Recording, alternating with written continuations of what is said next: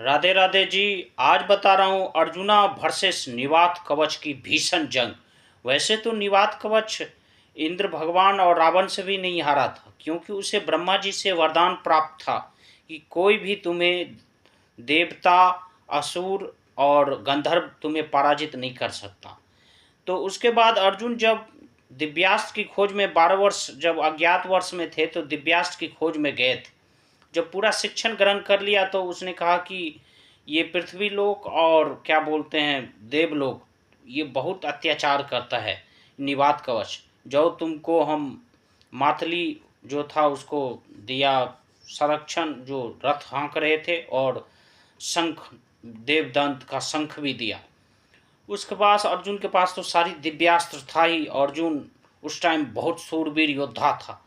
तो अर्जुन उसके बाद पाताल नगरी गए, और पाताल नगरी शंख फूकने के बाद मतलब हाहाकार मच गया निवात कवच के खेमे में, क्योंकि निवात कवच का कवच था जो आज तक कोई तोड़ नहीं पाया था।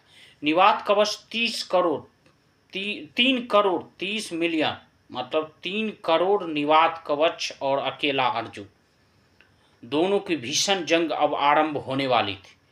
शुरुआत में गदा, त्रिशूल, भाला की बौछार कर दी अर्जुनों पर। अर्जुन ने गांडीव धनुष से उठा के सभी तीरों को नष्ट कर दिया। कई चरणों में यह युद्ध चला था। अब सेकंड जो चरण था उस पर अर्जुन पर उसने भारी पड़ गया। तो उसके बाद अर्जुन ने ब्रह्मास्त्र का प्रयोग किया, हजारों मतलब निवात कवच मारा गया। उसके बाद अर्जुन पर उसने पत्थरों की बरसात कर दी। हवा तेज चलने लगा, कभी अंधेरा हो गया, कभी वो अदृश्य हो जाता था। मतलब मायावी युद्ध में भी बहुत बलवान था वो। मायावी युद्ध के साथ उसके पास बॉडी स्ट्रेंथ भी काफ़ी ताकतवर भी था, सारे शस्त्र भी था। तो उसे मतलब मायावी युद्ध में बेहद और बेहद शक्तिमान योद्धा मतलब निवात कवच था। उसे हराना लगभग असंभव था। तो तेज हवा चलने लगा, फिर उसके बाद अचानक बारिश होने लगा, फिर आंधी तूफान आने लगा। तो अर्जुन ने शांत होके आग्नेयास्त्र, वायुअस्त्र, वो उसके बाद क्या बोलते हैं इस सब का प्रयोग उसने किया। तो अग्नियास्त्र का प्रयोग किया, वायुअस्त्र का प्रयोग किया। तो उससे तेज हवाएं सब गुप्त हो गई। तब देखा कि अब तो इस मतलब ऐसे तो अर्जुन को नहीं हराया जा सकता। तो अर्जुन को रथ और क्या बोलते हैं रथ को धंसाने का प्रयास किया। उसको मतलब सारथी को मारने का प्रयास किया, मातली को। तो मातली ने कहा ऐसा करते हैं, इसको वज्र अस्त्र का प्रयोग करो। उसके बाद अर्जुन ने वज्र अस्त्र का प्रयोग किया था, जिससे निवात कवच का कवच टूट गया था।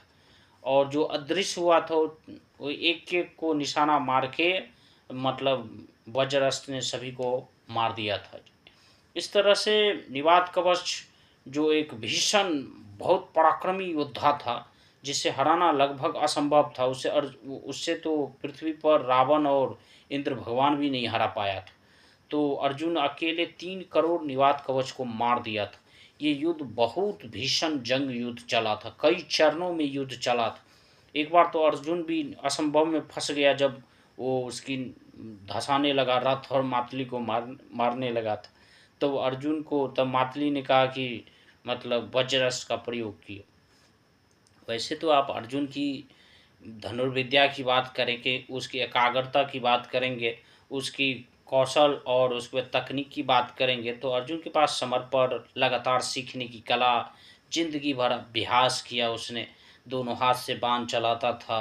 अर्जुन की निशाना सटीक थी। अर्जुन के हाथों की तेज बाण चलाने की अद्भुत कला थी, जो मतलब एक तो सटीक निशाना और बहुत स्पीड में बाण मारता था। और अर्जुन जिंदगी भर कुछ न कुछ सीखा, दुनिया की सारी दिव्य अस्त्र थी। इसी युद्ध में विजय होने के बाद उसे पता चला कि कुरुक्षेत्र युद्ध के लिए अर्जुन अब तैयार हो चुका है। तो महानायक अर्जुन की बात कुछ और ही है। अर्जुन जैसा शूरवीर तो पृथ्वी पर कभी कभार होता है, अर्जुन और महाराणा प्रताप जैसे।